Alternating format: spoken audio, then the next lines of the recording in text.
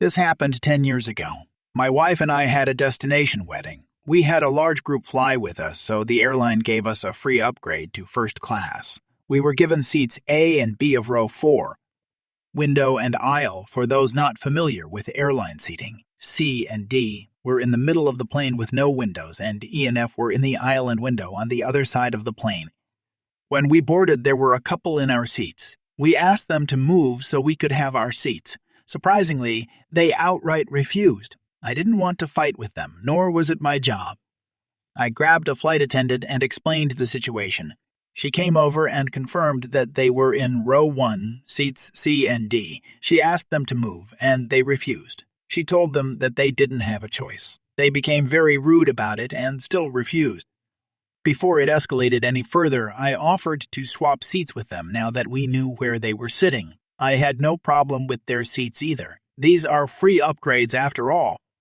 The flight attendant and the couple agreed that we were officially swapping seats. Everyone was happy, and the flight attendant made sure that we got a glass of champagne first. About 5 minutes after all of this went down, another couple gets on the plane, and I guess, unsurprisingly, it turns out the airline double-booked the seats we were originally assigned. The couple we swapped with were also part of a group package free upgrade. So the couple coming on took priority since they actually paid for their first-class seat. After some more arguing, the couple we swapped with agreed to give up those seats. I was kind of shocked since first class was full at this point. Then, what shouldn't have been a surprise, the couple began moving their bags above our new seats in row 1. The flight attendant stopped them and pointed out that they had officially swapped seats with us. She told them there were seats available in coach. They began yelling and screaming and being all around nasty people. Eventually, the flight attendant got the captain, who came out and told them their choice was to go to coach or get another flight. They reluctantly went to coach. The woman was bawling loudly the whole way. It seemed like everything was good for a couple of hours. Then, about 2-3 hours into the flight, an old guy comes into first class. I was asleep at this point and was woken up by him grabbing me and trying to haul me out of my seat. I'm a big guy, and this was a guy much smaller and a lot more drunk than me, so it didn't take much to reject his attempts. Turns out he was the father of the woman who we swapped seats with. I got up just to make sure I was able to protect myself, and this stupid old man threw a punch. It was weak and barely grazed my arm, but that's not something you should do on a flight, especially. A guy who I assume was the air marshal grabbed him and dragged him out of first class.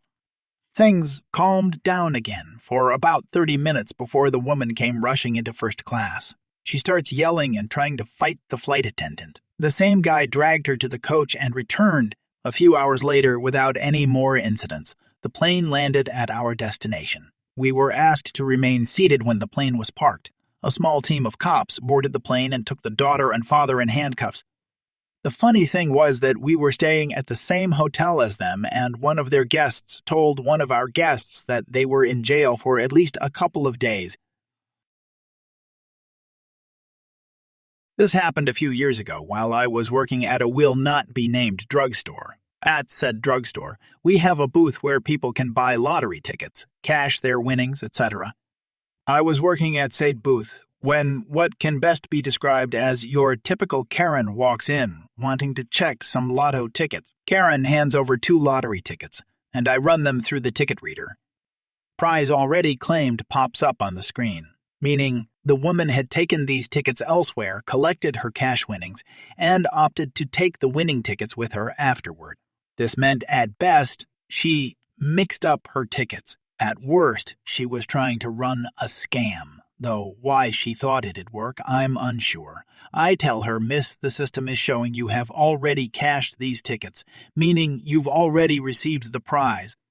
I put the tickets down on the counter in front of her. "That's ridiculous. There's X prize on this one and X prize on this one. Go get your manager. As you wish, my minivan princess." The manager tells her, "Miss, you've already claimed these prizes. There's nothing we can do." Karen does as Karens do and flips out. I was only 16 at the time, so my manager handles her as I stand back and watch. Eventually, something clicks and Karen hears for the first time what I'd told her 10 minutes ago and calms down. Crisis averted, my manager returns to her office. Karen asks me, "Where are my tickets?" I placed them on the counter in front of you. They're garbage anyway, since there's no prize on them. I didn't take them. Someone stole them. I keep all my lottery tickets. Where are they? Me, giving her some side eye. I'm not sure. I'll check around. No lottery tickets to be found anywhere at my station. I inform her of that and tell her that the tickets are worthless anyways. Karen, returning to her primal state. I don't have them so clearly. Someone stole them. Call the police right now, or I will. This time, I went to my manager's office and informed her of the situation. We decide if she wants the cops involved, then very well, we'll oblige. We do this both because if she calls, she'll likely say something nuts and cruisers will roll up, prepped for an armed robbery, which would be a huge waste of police resources. And as well, perhaps this is a good time for Karen to learn appropriate use of emergency services. I call the non-emergency line and tell Karen to sit tight. We live in a quiet suburb-like town in our city, so a single officer arrives shortly thereafter. I speak to the officer and inform them of the situation. Noting, specifically, we called in the best interest of the situation. Karen and the officer step into the break room to chat. What occurred was a stern talking and swift diagnosis of krowntales, followed by some crocodile tears and a hefty fine.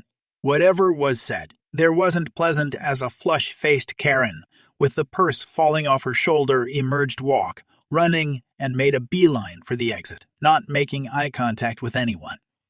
The satisfaction of a lightly cursing Karen struggling to find her sunglasses in the cosmic wasteland of her purse. The officer stopped by briefly to let me know not to call for anything similar, though I could tell there was no animosity between us, having been on the same side in the eternal battle against Karens. Years ago, I worked as an assistant manager for a retail store in art supplies. My store was in a fairly affluent area, and we got lots of bored housewives who dropped $500 because they wanted a hobby. So one year, the company offered a one-day-only coupon for Black Friday. The store was swamped. Saturday was swamped. Sunday was swamped. I am running a register and trying to get people through as rapidly as I can when she arrives. We'll call her Debbie D. Throwing 3 bags full of merchandise on my counter. I want to return all of this stuff and rebuy it. Me. Okay, can I ask why? People sometimes did this because they'd used the wrong payment method or something, but I needed to verify. D. I bought all of this stuff on Friday at Lay Store 1,500 miles away, and their tax rate is higher. So I want to return all of it and buy it here to pay lower taxes. Now, hurry up. I've been driving all day and I'm tired. This is going to be a pain on a very busy day over what comes out to about $2.50. I confirm with the other manager who agrees this is ridiculous, but we just need to do it, so I start her return. But the totals don't match up, so I have to call and talk to the on-call support rep. He tells me I can only refund my state's tax and not the other amount. The solution is to manually adjust prices until the tax and totals match. As I'm doing this, Debbie is complaining about how she's tired from driving. I'm taking too long. Her dog, her feet, her back, whatever. But eventually, I get everything balanced and process her return. Okay, the return has been processed. It's about time. You'd be done already if you weren't so stupid. Now I want to buy it all again. Cue malicious compliance. Part 1. The thing about art supplies is they can be small and in multitudes, and that's what she'd purchased. Individual pencils, brushes, pastels, sheets of paper, etc. Sure thing, ma'am, but I want to be absolutely certain I ring everything up right, since I'm dumb. So, with a sweet smile, I take everything out of the bags and ring them up one by one. Of course, some stuff doesn't scan, so it has to be looked up. As I go along, she is getting more and more agitated. The insults get more frequent, and now everyone in the other lines are glaring at her. At last, everything is rung up, and I give her the total. Cue malicious compliance, Part 2. Remember that coupon from the beginning of the story? The code has been pulled from the system. So her new total with the reduced tax rate is significantly higher than the old one. Debbie loses it and starts screeching. It's not even words at this point, only noises. Sorry, ma'am, but it looks like you used our exclusive coupon on Friday. Unfortunately, that coupon is no longer valid. Your new total will be total. She kept screaming, but eventually paid, snatched her items, and left. It was a good day to be retail. My father is an extremely impatient man. I cannot stress that enough. If he wants something done, he refuses to wait even 1 second and flies into a rage almost immediately. I was playing with my sister one evening when Dad comes home from office, plops down on his sofa, and yells at me to get him the newspaper. Immediately? Now, I know that he read the newspaper in the morning and it is now lying in a chair in the back garden, a 5-minute run from where I am and back. You'll notice, dear reader, that 5 minutes is significantly more than the 1 second my father was willing to wait. So I immediately handed him an old newspaper that I had on my table for some art project. This is not today's paper, my father yelled. Get me today's paper immediately! So I stood up and sat back down again. I can't get it for you immediately, so I'd rather not get it at all. I don't want to disappoint you, I replied and continued playing with my sister. He then went and got the newspaper himself. Took him 10 minutes.